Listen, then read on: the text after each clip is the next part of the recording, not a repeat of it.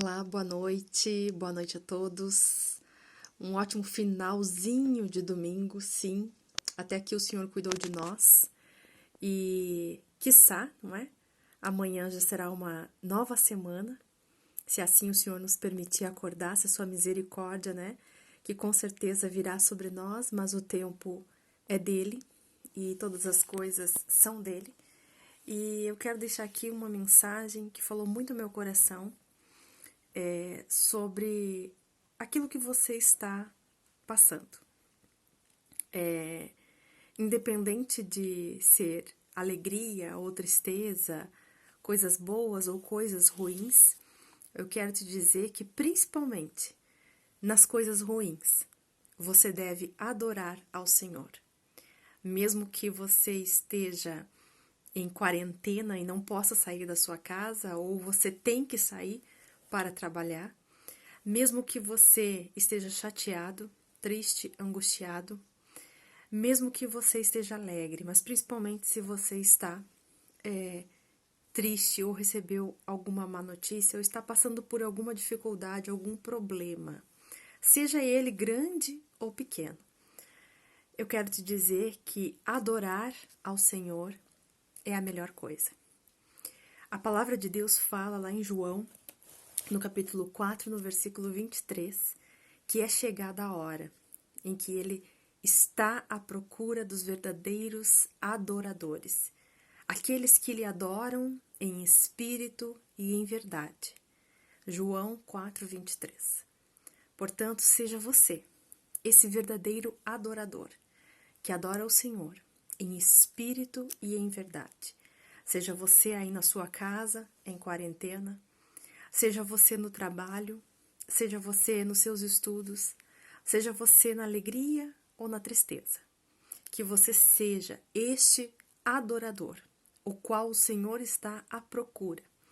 E eu quero trazer para você aqui alguns exemplos da Bíblia, da palavra do Senhor, que Ele deixou para nós como exemplo, de pessoas que estavam ali tristes, angustiadas, tinham na sua vida uma má notícia e impreterivelmente naquele momento eles resolveram adorar ao Senhor.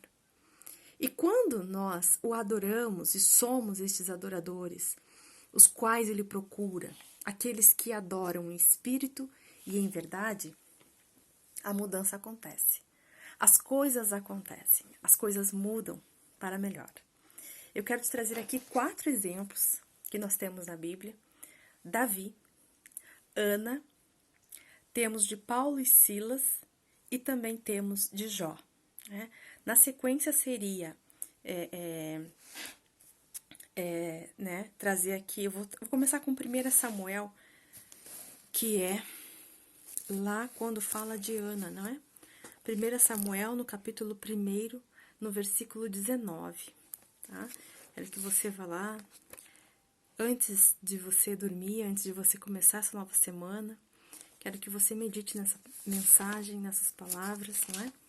Lá em 1 Samuel, no capítulo 1, no versículo 19. Neste momento, a Ana, ela estava ali já pedindo ao Senhor para que fosse mãe, para que pudesse vir ter um filho. E ela e seu marido, Eucana, né, oraram ao Senhor, adoraram ao Senhor na madrugada, adoraram ao Senhor. E neste momento em que eles adoravam ao Senhor, eu creio que o Senhor viu que era uma adoração verdadeira, em espírito e em verdade. Porque tão logo eles oraram, o milagre começou a acontecer. Isso está lá em 1 Samuel, no capítulo 1, no versículo 19. Você pode ler aí os versículos anteriores ou do capítulo para que você possa entender um pouco melhor. Mas neste versículo diz que tanto Eucana como Ana, não é? Eles levantaram-se de madrugada e adoraram perante o Senhor, e voltaram e vieram à sua casa a Ramá, e Eucana conheceu a Ana, sua mulher, e o Senhor se lembrou dela. Então, Eucana e Ana se levantaram de madrugada, oraram ao Senhor e adoraram ao Senhor. E neste momento ali começou a produção do milagre na vida de Ana e de Eucana. Também há, nesse mesmo entendimento, Samuel, né, lá em 2 Samuel, no capítulo 12, no versículo 20, quando Davi recebeu a notícia de que seu filho havia sido morto, ou seja, não havia sido morto, na verdade, havia morrido, não é? Em detrimento ali do pecado, né, que foi o adultério, o filho com a Batseba, né, veio a morrer tão logo após nascer. Davi estava orando, né, jejuando, para que o Senhor ali desse uma resposta e talvez a criança pudesse viver. E tão logo ele recebeu a notícia de que seu filho havia morrido, estava morto, Davi foi adorar ao Senhor. Até mesmo os guardas começaram a dizer: como? Você estava jejuando, orando, triste, não comia, né? E agora que recebeu essa má notícia, você vai adorar ao Senhor? Para ver como as coisas de Deus nós não entendemos, né? Por isso que nós precisamos adorá-lo em espírito e em verdade, porque desta forma nós vamos compreender, entender e deixar o agir de Deus na nossa vida. Lá em 2 Samuel, no capítulo 12, no versículo 20, diz: Então Davi se levantou da terra e se lavou, e se ungiu e mudou de vestidos, e entrou na casa do Senhor e adorou. Então veio a sua casa e pediu pão, e lhe puseram pão, e ele comeu. Ele voltou à vida.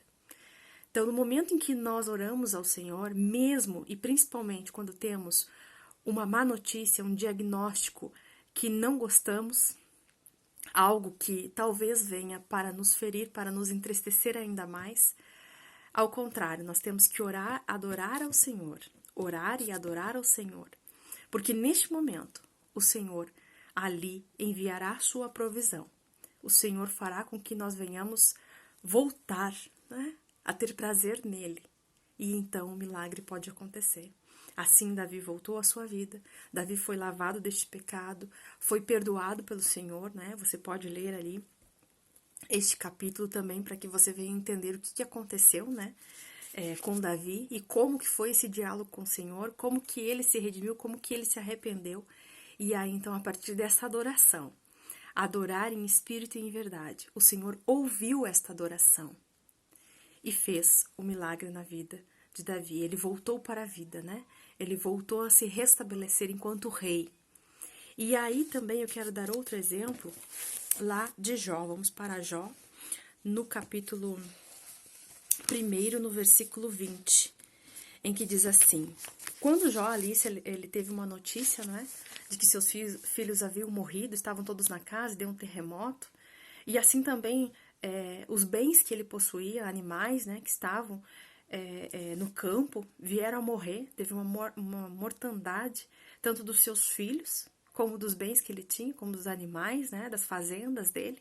Ele teve essa péssima notícia. Imagine tudo aquilo que você tem, tudo aquilo que você construiu, se perdeu do dia para a noite. E você vem receber essa notícia. Jó recebeu essa notícia. Ele sim ficou angustiado, ficou triste, não é? Ele se deitou no pó, ele ficou arrasado, mas ele foi adorar ao Senhor. E esta adoração tocou o Senhor. Esta adoração que o Senhor estava esperando. Adorar em espírito e em verdade traz resultado, traz efeito na nossa vida. Quando é de coração, quando é em espírito e em verdade. Estes que o Senhor está procurando. E Jó fez isso. Não é? Mas você não tem que fazer isso para ter um benefício, você tem que fazer isso porque você ama o Senhor, porque você sabe que assim como Ele te deu, Ele é que é dono de tudo e Ele pode te tirar, e Ele é quem vai te dar ainda muito mais, e Ele tem o melhor para você. Foi nessa expectativa que Jó foi lá, então, e orou, adorou ao Senhor, né? Então Jó se levantou e rasgou o seu manto e raspou a sua cabeça e se lançou em terra e adorou. Adorou, né? Algumas traduções talvez podem trazer adorar como orar, não é? Como se humilhar perante Deus. E é bem isso. É isso mesmo. Quando nós adoramos o Senhor, nós estamos ali reconhecendo que Ele é o Senhor da nossa vida. E automaticamente nós estamos dando glória a Ele e dizendo que nós somos dependentes dEle, né? Nós somos dependentes dEle, precisamos dEle.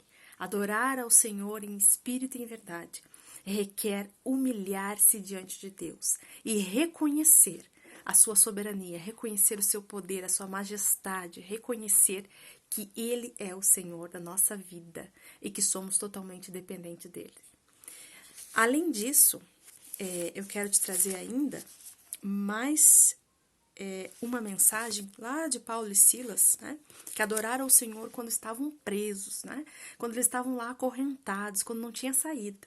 Eles resolveram adorar o Senhor em espírito e em verdade. E logo também o milagre aconteceu, a provisão do Senhor veio na vida de Paulo e Silas. Lá no capítulo 16 de Atos, no versículo 25. Vamos lá? E esse é o último exemplo que eu trago. Atos 16, versículo 25, diz assim: E perto da meia-noite, Paulo e Silas oravam e cantavam hinos a Deus, e os outros presos os escutavam. E de repente sobreveio um tão grande terremoto que os alicerces do cárcere se moveram e logo se abriram todas as portas e foram soltas as prisões de todos. Não é? Perto da meia-noite, Paulo e Silas adoravam e oravam, cantavam ao Senhor, se humilhavam a Deus, se alegravam ao mesmo tempo porque sabiam que Deus era a sua provisão, que Deus podia fazer o que era melhor para eles. E Deus enviou ali a provisão, fez um milagre, eles foram libertos e mais presos também foram libertos juntos e com certeza ali se arrependeram dos seus maus caminhos, dos seus pecados e foram salvos. Então, além de nós clamarmos ao Senhor, adorar ao Senhor em espírito e em verdade, porque estes são os que o Senhor procura. Além disso, o milagre que sobrevém na nossa vida não fica só restrito à nossa vida. Ele alcança mais. Se você continuar aí esses capítulos que eu mencionei da palavra de Deus, você vai ver que mais pessoas foram alcançadas.